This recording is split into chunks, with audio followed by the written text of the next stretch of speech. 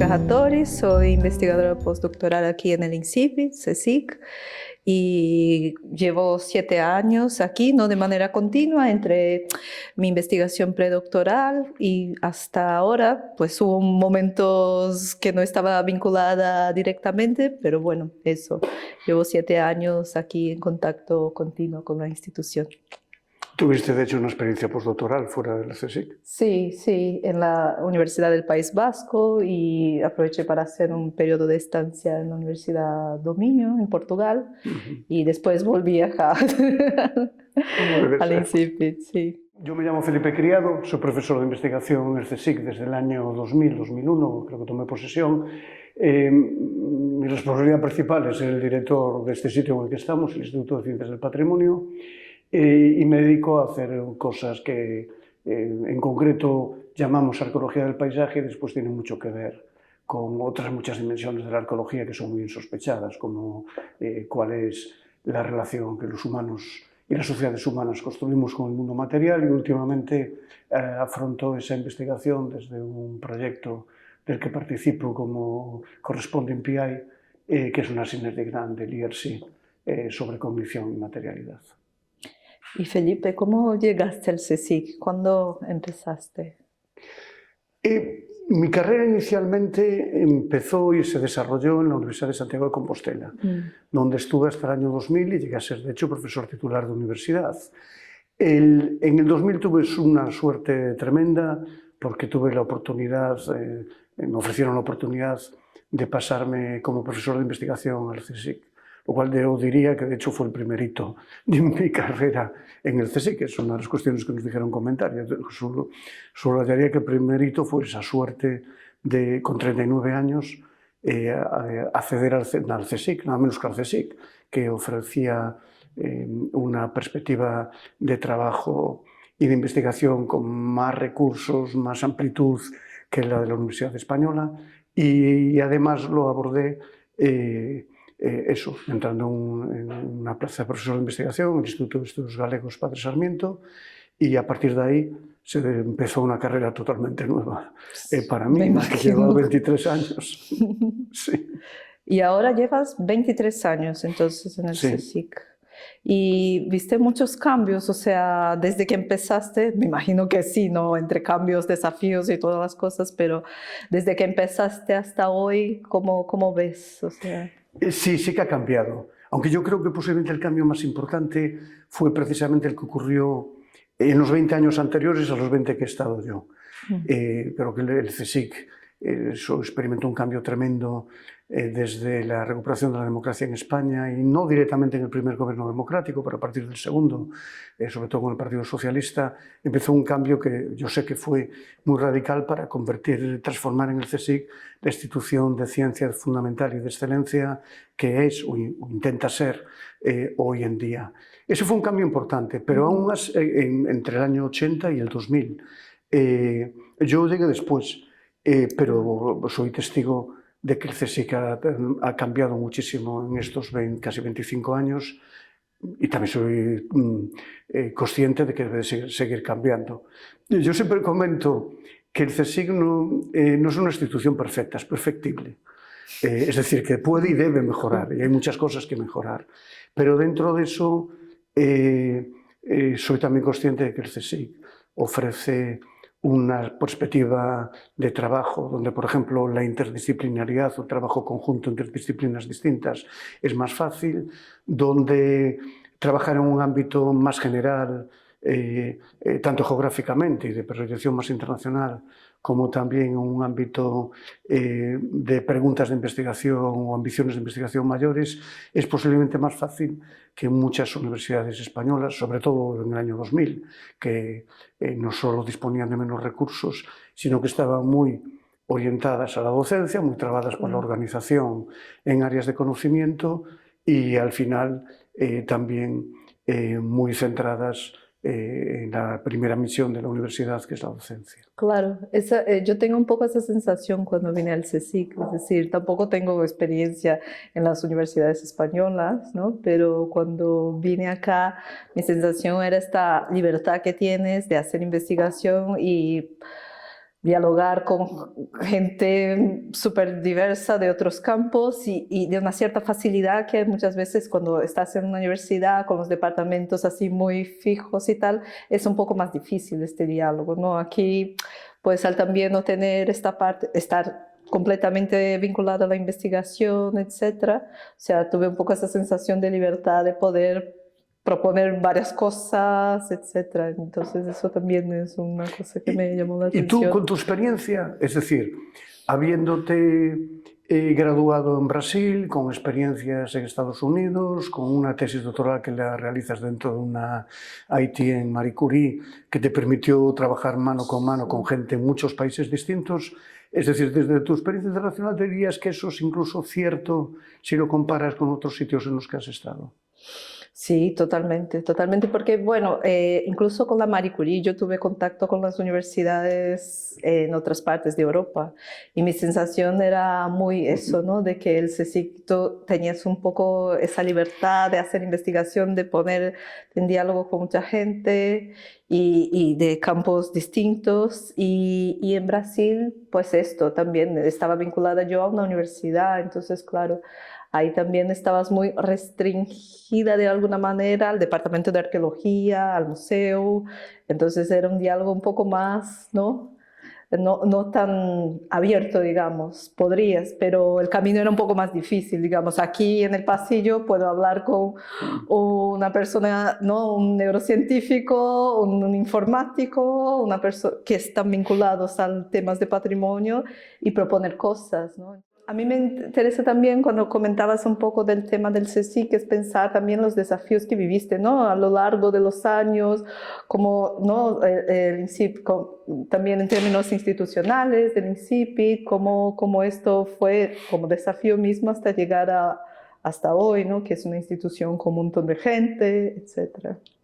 Sí, porque yo sobre eso además te puedo decir que yo he tenido, y lo vivo además como un privilegio, porque tuve el privilegio de poder tener, como creo que compañeras y compañeros habrán tenido cada uno en su ámbito, también el privilegio de vivir experiencias muy especiales o momentos muy especiales.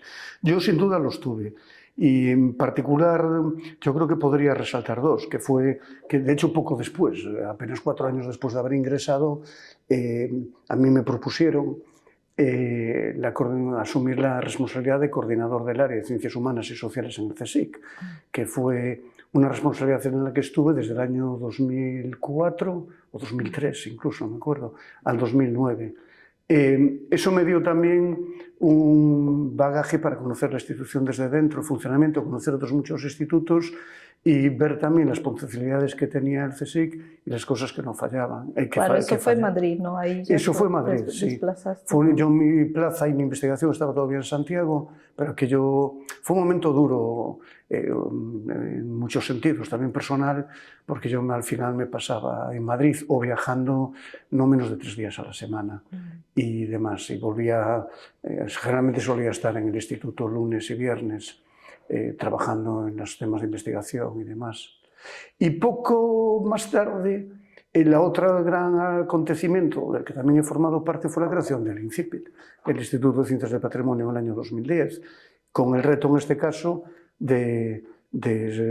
además asumiendo la dirección desde el primer momento, de contribuir con los otros compañeros y compañeras que estábamos implicados en la operación a generar un espacio, una entidad, un agente nuevo de investigación dentro de un campo de trabajo muy transdisciplinario orientado a un problema muy concreto que es el patrimonio cultural y la cadena de valor del patrimonio cultural. Entonces, esas dos experiencias me han construido a mí de la misma forma que yo haya podido contribuir a la construcción de esas experiencias. Sí. Claro. ¿Y cómo ves así como hitos de tu carrera investigadora? ¿Qué proyectos te movieron mucho y qué te acuerdas ahora? Mira, en mitad de todo eso yo resaltaría a lo mejor 3 cosas. En la primera parte de mi pertenencia al CSIC, algo que ya venía de antes, que ya estábamos haciendo el grupo de investigación, que trabajábamos juntos antes de que yo me pasase al CSIC. Y eso ocupó bien los primeros años de mi historia en el CSIC, más o menos entre el año 2000 y el 2008 2008.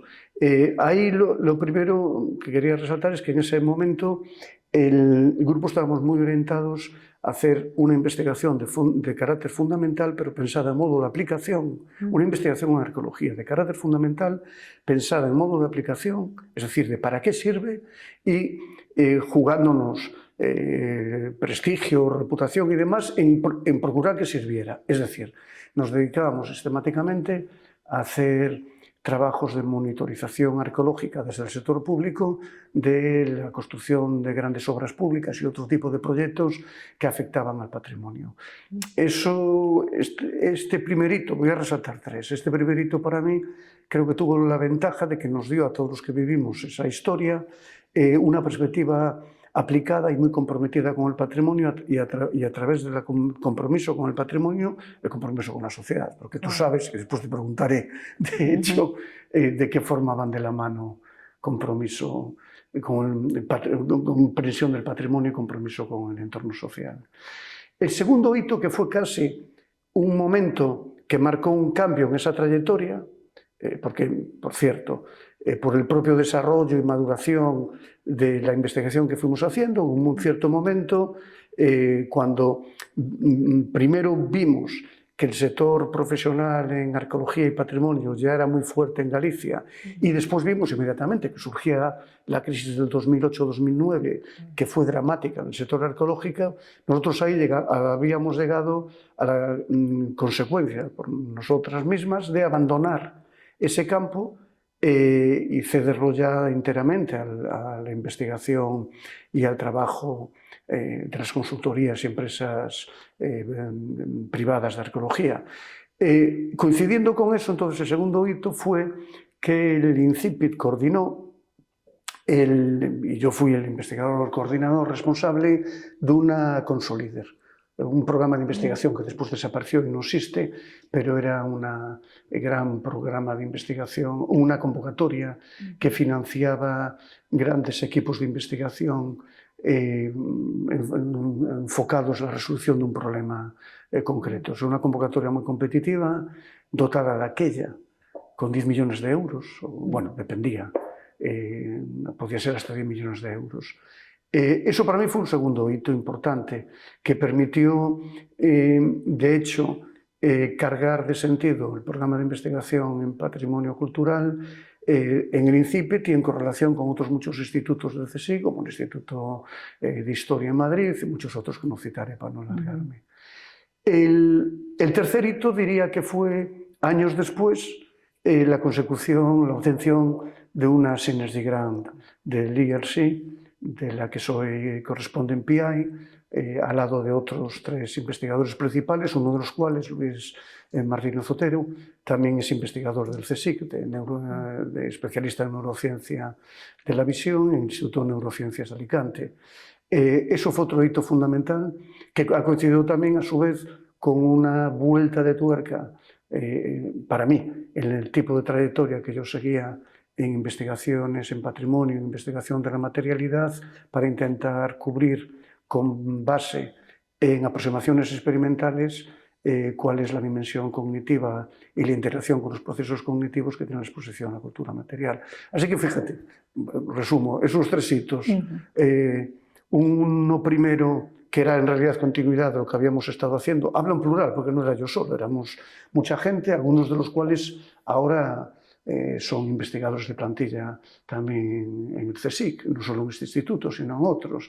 Entonces, continuando una trayectoria que tenía ya 10 años, entre el 90 y el 2000, el primer hito fue eso, una orientación sobre todo hacia el patrimonio, conciliando la aproximación e investigación fundamental con la investigación aplicada y la perspectiva de rendimiento social. Un segundo, que fue un giro al abandonar esa línea, pero insistir más en qué significa una investigación fundamental sobre la cadena de valor del patrimonio, y un tercer hito, posibilitado ahora por esta Synergy Grant X-Scale Material Minds, que trata con el ámbito material del patrimonio, con la dimensión material del patrimonio, cómo esto interacciona con la cognición. Son los tres hitos que resaltaría. Sí. Perdona que me he alargado. No, no, pero estaba pensando porque haces mucho hincapié del tema de que no eras tú solo, ¿no? Que estabas tú con un equipo, que algunos de ellos incluso al día de hoy son científicos de plantilla aquí en el INCIPIT. Estaba pensando un poco, ¿no? Que cómo ves también esta relación con algunos tus estudiantes, me imagino, ¿no? De máster, doctorado y tal. ¿Cómo ves esa relación? Y una cosa que me parece interesante, ¿no? Desde esta perspectiva un poco más a lo largo del tiempo, si ves una diferencia del perfil de los estudiantes de antes, ahora, ¿cómo ves un poco el tema? ¿Tú crees que cambió? O sea, claro, me imagino que sí en términos claramente generacionales, ha cambiado, ¿no? Claramente ha cambiado. Cosas, y es un tema que además complica a veces el diálogo intergeneracional, porque para los que somos investigadores, investigadoras en el mundo de los técnicos también ocurre, es muy frecuente aquello que comentaba un filósofo alemán, que lo que define a un técnico es que no piensa porque ya ha pensado. Eso se aplica muy directamente al mundo de la investigación. Y a veces los investigadores, investigadoras seniors, no pensamos, seguimos pensando en nuestro trabajo, pero no pensamos tanto en las condiciones de ese trabajo, por ejemplo, en interacción con los jóvenes, porque ya vivimos esa experiencia y la mantenemos. Y desde esa experiencia decimos, los jóvenes están cambiando, no saben lo que hacen, para tiempos difíciles los nuestros, etcétera, etcétera, etcétera. Y el problema realmente es que la historia está cambiando, transformándose constantemente y generalmente las fórmulas de hace 10 y por supuesto 20 años ya no sirven hoy. A mí en ese contexto, por cierto, hay una cosa que siempre me preocupa, que es que generalmente 10 años atrás uno diagnostica el problema y plantea una solución. Como vivimos en unas inercias también en España, en el sistema científico español y por supuesto en el CSIC, tan fuertes, la solución no se puede implementar directamente. Con lo cual, durante 10 años sigues pensando en la generación que generaste 10 años atrás. Y nuestra tragedia es no darnos cuenta que cuando por fin puedes implementar la solución, esa solución seguramente ya es vieja. Y la solución que concebiste la primera vez no sirve. Tienes que pensar en la solución más bien que plantearías 10 años después, no la que concebiste 10 años antes. Pero volviendo a la primera parte de tu pregunta, yo siempre me gusta resaltar la dimensión colectiva de trabajo en grupo de la investigación, porque, fijaros, aquí hay una cosa muy rara. Yo creo que no hay ninguna persona que se dedique a la investigación que no reconozca que la investigación es investigación en grupo. Pero después fijaros que hablamos de investigadores principales. Tenemos un sistema de recompensas, sea la promoción o sean los premios, que recompensa siempre a la persona concreta. Le damos nombre propio a los inventos, a los descubrimientos. Lo normal en las noticias de prensa es que aparezca tal investigador que ha dado lugar a tal cosa. Y todo esto además se refleja en otra cosa que desde el punto de vista es muy nocivo, que en el sistema español de ciencia muchos grupos de investigación son minúsculos, son pequeñitos, incluyen a un investigador o investigadora de plantilla, un postdoc, un predoc y poco más. ¿Por qué? Porque están orientados muy individualmente. Entonces ahí hay una contradicción entre la retórica de que la investigación es un trabajo en grupo y después el hecho, cuando vamos a la práctica, de que muchísima investigación pasa por un trabajo que es muy individualista, en el mal sentido. Yo creo que tenemos que construir una investigación mucho más coparticipada, mucho más en grupo, aglutinando además grupos amplios, y bueno, y no me extiendo más, pero de hecho te preguntaría cuál es tu sensación precisamente sobre cómo conciliar la dimensión individual, que lógicamente va aparejada con el trabajo, porque el trabajo solamente puede ser individual, no puedes hacer trabajar a otra persona, salvo que estés un régimen esclavista, trabajas tú, entonces el trabajo es individual, pero ¿cómo conciliarías? Claro, pero es que es difícil, ¿no? Si piensas, por ejemplo, en los investigadores que están en el comienzo de la carrera, acaba por empezar ya desde la perspectiva muy individual, a no ser que estés vinculado a un grupo de investigación, ¿no? Yo, por ejemplo, es verdad que sí pienso en mi experiencia en el comienzo con la tesis de doctorado. Es verdad que estaba vinculada a un grupo con mi director de tesis y todo lo demás, pero al final da la sensación de que es un trabajo muy individual porque tampoco puedes hacer mucho equipo, digamos, ¿no? Tú puedes colaborar, como habíamos hablado, de una colaboración con colegas, etcétera, pero al fin y al cabo construir un poco esto que se necesita es fundamental porque tú no sabes todas las herramientas, todas las metodologías posibles, etcétera. Es que es muy difícil a nivel de lo que sería esto comienzo de la carrera investigadora. Y eso creo que también te marca un poco porque mi sensación es que después tienes el desafío, ¿no? Cuando terminas el doctorado de empezar a tener un cierto tono de liderazgo, de proponer proyectos, etc. Y ahí pasaste, no sé, 4 o 5 años haciendo una investigación que al final acaba de ser un poco sola, ¿no? En el sentido. Entonces hay como casi una cierta contradicción en ese sentido, ¿no? De que te demandan liderazgo, equipo, organizar proyectos, etcétera, cuando tú pasaste 5 años ahí solo, o sea, en un café, en la biblioteca, en tu despacho, haciendo tus análisis, ¿no? A ver, yo creo que aquí el tema... Pero el tema de la arqueología facilita un poco, Sí, y eso sí, también hay que decirlo, sí. porque un trabajo de campo tú no haces solo jamás, No, o sea, es no. imposible. Igual que facilita la interacción con la comunidad. Claro, es como hablabas, ¿no? Sí. Del trabajo de que era tu primer hito y tal, que fue fundamental para pensar un poco la arqueología y sociedad. Es decir, nosotros cuando vamos a campo, es que es imposible evitar el hecho de que estás actuando sobre un territorio y estás lidiando con personas que viven allá, tienen su visión de mundo, tienen su relación con el espacio, etc. Entonces, claro, es eso, la arqueología, aunque haya todo este contexto de la ciencia y cómo también es la dinámica, ¿no? Esta que comentaba yo.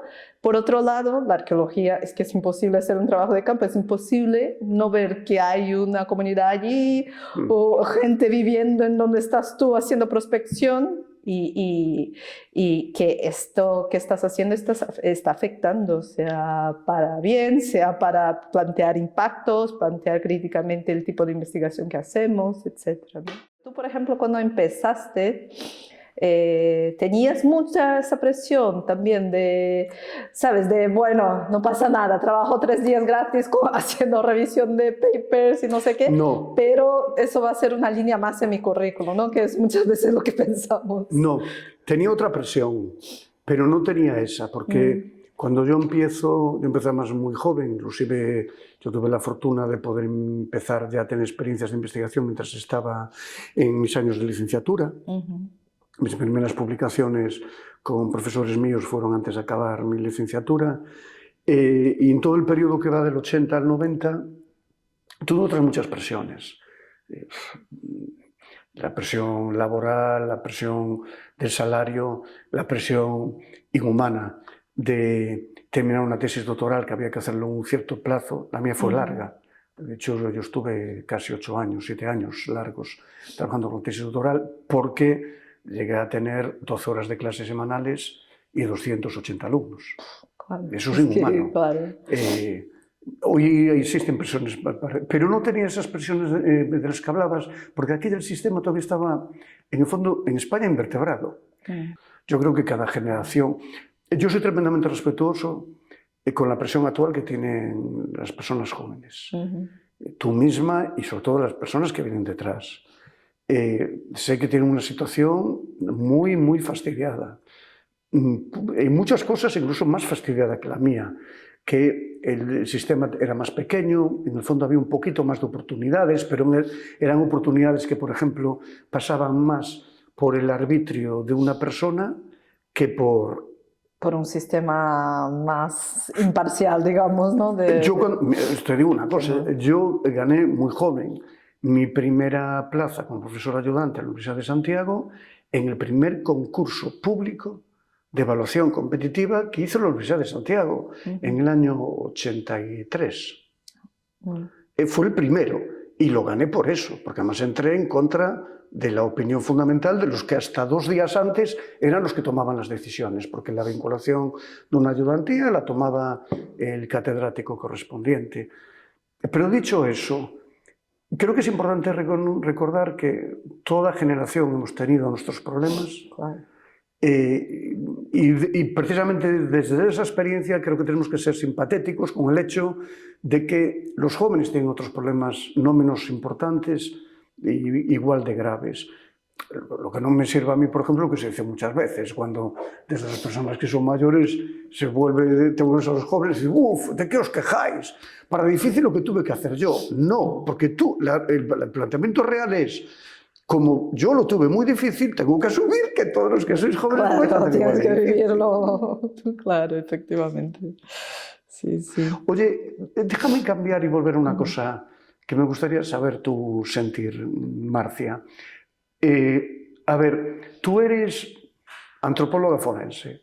Has hecho una tesis espectacular sobre trabajo con las víctimas de la dictadura política brasilera y la identificación de esas víctimas y has utilizado el trabajo antropológico y arqueológico para discernir las causas, los procesos de esa persecución política.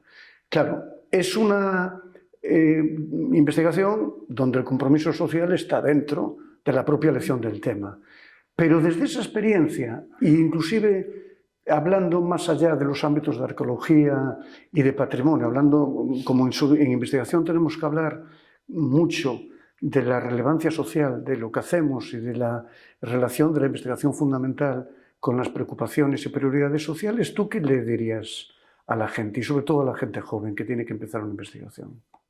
Creo que el consejo, yendo a tu pregunta, que yo dejaría a la gente que quiere investigar o que está investigando, es que hacer investigación tiene que generarte una cierta pasión, ¿no? Porque investigación, sabemos, tarda muchísimo, llevan años, y si no es algo que te mueve socialmente, políticamente, es que no tiene ningún sentido y va a ser lo peor, o sea, lo más aburrido que puedes hacer, ¿no?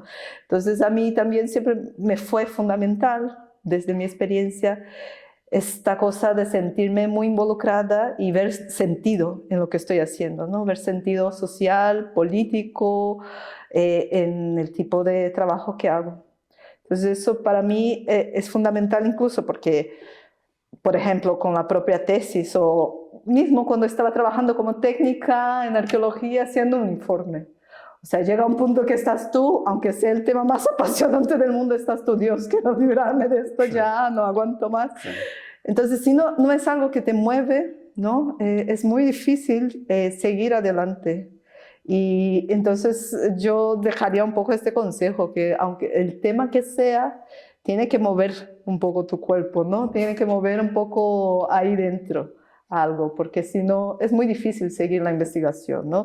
Por todos los desafíos que estamos hablando hasta ahora, incluso, ¿no? Desde la perspectiva más individual, personal, ¿no? De los desafíos que hay, cómo seguir la carrera investigadora, cuando tienes que hacer muchas cosas, desde incluso, ¿no? Desde el punto de vista personal, etcétera, pero también en términos de que eso tiene que moverte. Yo en eso estoy totalmente de acuerdo. Ahí inclusive relativizaría un poquito el concepto que muchas veces utilizamos, que es el de vocación científica. El tema de la vocación es un poquito a lo mejor más complicado, distinto, pero recuperaría clarísimamente o impondría la idea de que la persona que se quiere orientar a la investigación necesita estar convencida de lo que lo quiere hacer y por qué está convencida. Y a partir de ahí generar lo que yo llamaría, sabes que es un tema en el que yo suelo insistir, el entusiasmo. La gente se tiene que entusiasmar. Y sí tiene que entusiasmarse de forma real en aquello que está haciendo, porque después al final, antes o después van a llegar los momentos malos, y los momentos malos son más frecuentes en investigación que los buenos. La precariedad. La precariedad, la dificultad, la inseguridad de dónde vas a poder llegar, y mientras tanto, en el trabajo de campo, en el laboratorio, en la biblioteca, tienes otros problemas de que no me sale el trabajo, los datos no terminan de responder a mi hipótesis. Es decir, los momentos malos son constantes. La única forma de sobrevivir esos momentos es, de hecho, el entusiasmo. Y hoy que nos preocupa tanto, con razón, el tema del deterioro personal y psicológico vinculado al trabajo de investigación, creo que la primera barrera, individualmente hablando, la primera barrera para evitar eso es por el propio entusiasmo personal. Y yo estoy contigo en que ese entusiasmo a su vez depende mucho de que la gente sea capaz de proyectar que aquello que quiere hacer sirve para algo más que para simplemente satisfacer su curiosidad. Claro, y la investigación es un concepto amplio, ¿no? No es que tengas muy claro que quieres ser científico titular de no sé qué, Evidente. pero como técnico, como incluso entusiasta en algún tema, es esto, es la investigación en su sentido amplio, ¿no? De que, pues me interesa mucho, tengo pasión por este tema o por trabajos de difusión en arqueología, pues genial. Entonces, ¿no? O sea, es un poco, porque no es que tengas que tener muy claro que eso, quieres ser investigador o tal, pero en el sentido más amplio creo que es fundamental, ¿no? Bueno, dijiste lo que precisamente comentaba yo y no quería mucho entrar en ello. Esa es la razón por la que yo no insisto tanto en la vocación, en la vocación científica, del científico que quiere ser catedrático, etcétera, etcétera, o descubrir tal cosa. Y es más importante, en cambio, el entusiasmo del personal investigador, el personal de formación, el personal técnico, hasta diría del personal en administración, que está trabajando en nuestros institutos, el entusiasmo por estar haciendo algo que crees que es más importante que aquello concreto, que forma parte de algo más importante que aquello concreto que tú estás haciendo. Yo, desde mi perspectiva personal, bueno, tuve 2 hijos y estoy embarazada del tercero, ¿no? Entonces tuve experiencias bastante distintas en cada uno de ellos. Es decir, el primero fue cuando yo era muy joven y solo había terminado la licenciatura. Es decir, tenía 24 años. Entonces, en este momento, no sé si es porque era el primer hijo, me dio una ansiedad y una desesperación en el sentido de, ¿podré ser arqueóloga? ¿No? ¿Cómo podré ser arqueóloga teniendo un hijo pequeño? Si no puedo ir a campo, o sea, ¿cómo voy a hacer trabajos de campo, etcétera? Entonces me generó una ansiedad y un miedo, que creo que es normal del primer hijo, pero eso, ¿no? Porque la arqueología te demanda muchísimo personalmente también, ¿no? Entonces, y con lo cual es verdad que si pongo en perspectiva los mejores trabajos de campo, mis mejores experiencias fueron después de tener mi primer hijo. O sea, por suerte, en aquellas, cuando estaba en Brasil, pues también la gente tuvo cierta, ¿no?, flexibilidad, y por la gente con quien trabajaba, de incluirme, digamos, ¿no?, aunque, en los trabajos de campo, con mis posibilidades de tiempo que tenía yo, etcétera, ¿no? Y claro, obviamente por un apoyo familiar y no de una red que es fundamental cuando eres madre, ¿no?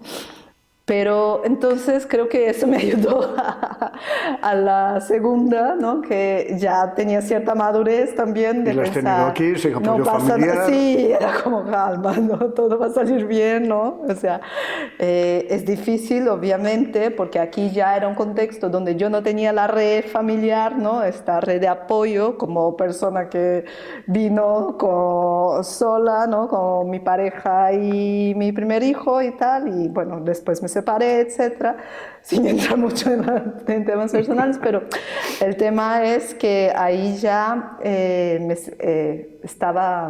tenía ese desafío, ¿no?, de estar aquí en un otro país y tal, pero es verdad también que el sistema de apoyo familiar acá es bastante... Te deja un poco más tranquila, ¿no? Y en la propia institución también es verdad que eso pude de manera bastante flexible, digamos, poder adaptarme a los trabajos de campo, a mis tiempos, a conciliar, es esto, ¿no? Entonces, bueno, es verdad que falta unas políticas así más concretas en el sentido más general, pero eso, no sé si puedo dar un consejo, es como va a salir bien, no nos preocupéis, podemos ser arqueólogas, madres, etcétera, mudarnos, etcétera.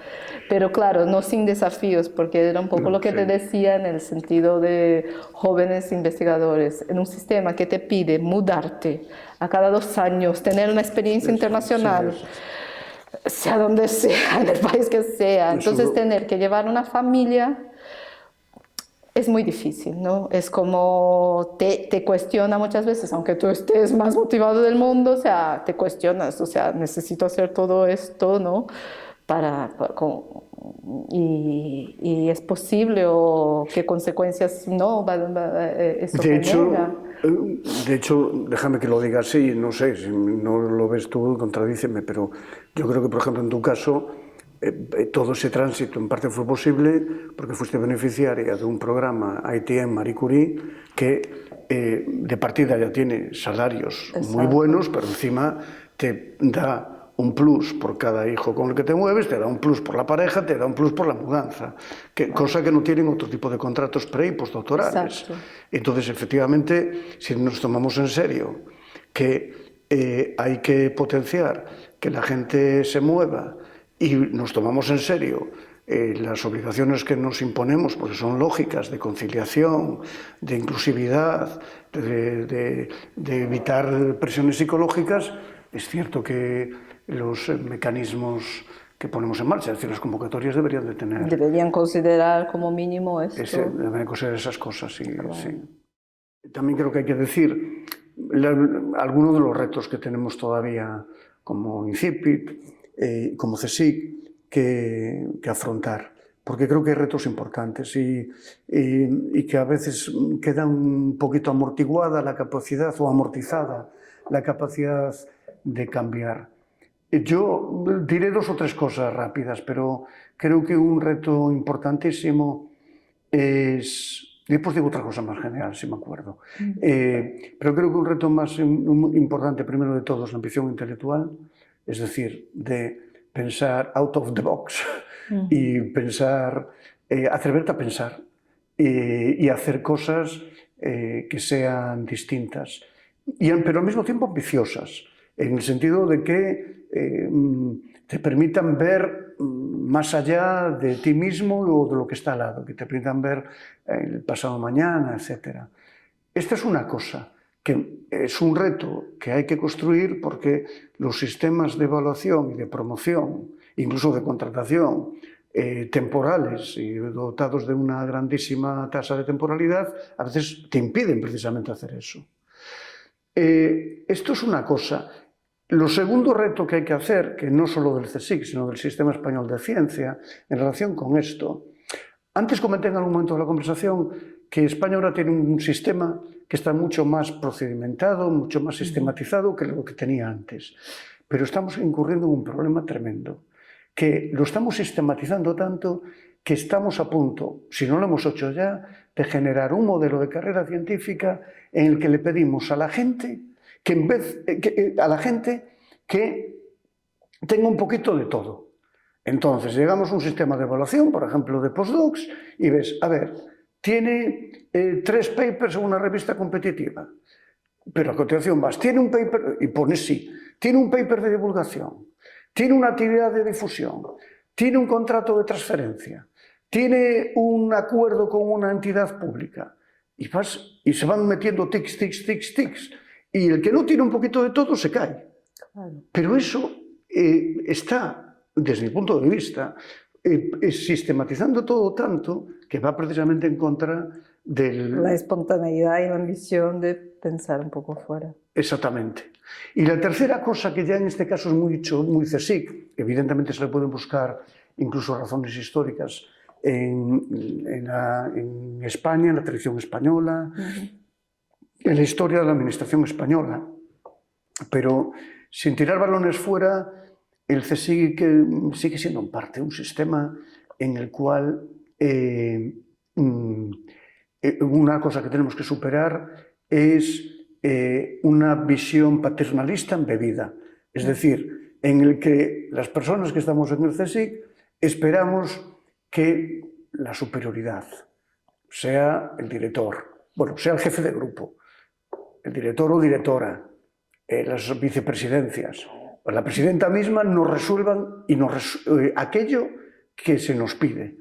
Es decir, nos quedamos, vale, haría tal cosa, pero que me den medios, que me digan cómo, que me establezcan el procedimiento. El CSIC, paradójicamente, yo eso lo noté en el año 2000, y sé que eso era una de las cosas que en el año 1980 el CSIC tenía muy incorporado como consecuencia de venir de una tradición franquista. Pero es que mucho me temo que en el año 2024 en gran medida seguimos así. Tenemos que superar eso. Y eso me lleva a la cosa más general que quería decir, que es que obviamente yo no le quitaré nunca culpa al sistema por no apoyarnos todo lo que nos pueda apoyar, por no darnos todo lo que nos pueda dar y demás. Pero aquí a lo mejor soy un poquito más anglosajón por mi formación anglosajona, como creo, por cierto, que esto mismo le pasa a mucha gente del INCIPIT, porque en grosso modo somos todos de formación anglosajona. No puedes esperar que te solventen el tema. Tienes que hacerlo, do it yourself. Tienes que ponerte a la tarea y hacerlo tú mismo, en el marco de actividad, de recursos, de capacidades que tengas, incluso desafiando o creando la necesidad para que el jefe se dé cuenta, pues esto también hay que hacerlo. Yo creo que esto nos falta y aunque, como digo, el sistema español de ciencia tiene que hacer mucho más y mejor muchas cosas, como mejor financiación, lo que sea, pero a los individuos que trabajamos en él nos compete la responsabilidad de tirar para adelante aunque las condiciones sean adversas. Y creo que las condiciones adversas no pueden limitarnos de verdad de conculcar el principio fundamental de que la historia sabemos bien que avanza por dinámicas sociales generadas por intercambio e interacción entre individuos concretos que afrontan los problemas. Presión y demanda. Sí. Yo, fíjate, diría una cosa que posiblemente es la menos esperada. Las personas que entran en el CSIC tienen que saber que entran en una entidad que tiene una historia, que se ha generado históricamente, en un contexto. No voy a dar ahora una lección histórica sobre el CSIC. Lo que voy a pedir es que los jóvenes sepan que llegan a un sitio que no ha nacido ayer, que tiene una historia, que esa historia la ha llevado a cambiar, ha generado una cultura corporativa que a su vez ha ido cambiando en ciertos momentos o ciertos otros. Entonces lo que yo diría es que la gente cuando entra tiene que saber dónde está. Y no tanto para reproducir o comportarse como se le espera, un poquito también, porque al final uno tiene que saber, efectivamente, si está en un taller mecánico o en un supermercado para adaptar su comportamiento a eso, ¿no? Pero lo tiene que saber para poder entender los procesos y las racionalidades que muchas veces no va a entender si no está metido ahí. Esto es una cosa que posiblemente también en el CSIC hacemos mal. Incluso en el INCIPIT, aunque procuramos evitarlo, tampoco terminamos de hacerlo. No le decimos a la gente de dónde viene el CSIC, de dónde viene el INCIPIT, cómo se generó, cómo ha ido cambiando. Claro, pero esto demanda casi un slow science que hablábamos, ¿no? Un poco durante la conversación, durante la charla, que era un poco esta cosa de cuando vienes para estar 1 año, 2 años, es muy difícil, ¿no? Efectivamente, ese es el problema, sí. Porque estamos hablando un poco de ubicarte, contextualizarte en dónde estás, que puedes, ¿no? Que puedes incluso generar depresión de demanda para cambiar ciertas cosas o para adaptarte incluso a cómo moverte en una institución así. Pero eso también demanda un poco, ¿no? Casi como ir en contra al modelo que hablabas tú, del modelo neoliberal, del modelo de la precariedad, de saber que la persona se mueve en 1 año para saber Dios dónde. Entonces, también tiene un poco eso, ¿no? Del desafío también de cómo poder adaptar esto, que es fundamental, como decías tú, ¿no? De contextualizar a ti mismo dónde estás y que puedes presionar, que puedes demandar, que puedes adaptar, que puedes, etcétera, a un modelo de ciencia que ahora mismo, entre entender cómo si estamos hablando de gente que se muda de un país a otro, es como entender cómo funciona el país, el sistema, la sociedad o los códigos, etcétera, y la institución donde estás. Es que esto yo siempre digo, mira, si te dan un contrato de 2 años, 1 año es solo para entender dónde estás, no sé qué está pasando allí. Sí. Totalmente de acuerdo. Claro, el problema es que obviamente esto no es práctico hacerlo con gente que viene con un contrato de 2 años, de 3 años. El tema es que muchas veces esa gente después a lo mejor sale, termina volviendo, vuelve otra vez con un contrato de 2 años, termina saliendo y con suerte otro día vuelve como científica titular. Y como es ya una vieja conocida en el lugar, tampoco le das en ese momento este know-how. Pero yo diría algo que la gente que tenemos formación histórica sabemos, pero que no comporten en absoluto, no lo conocen, la gente que no tiene formación histórica, que es que como cualquier cosa que hagamos está históricamente determinada, tiene unas condiciones históricas, la gente debería ser siempre consciente, y no para repetirla o alabarla o venerarla, sino reflexivamente consciente de la historia de aquel sitio en el que está.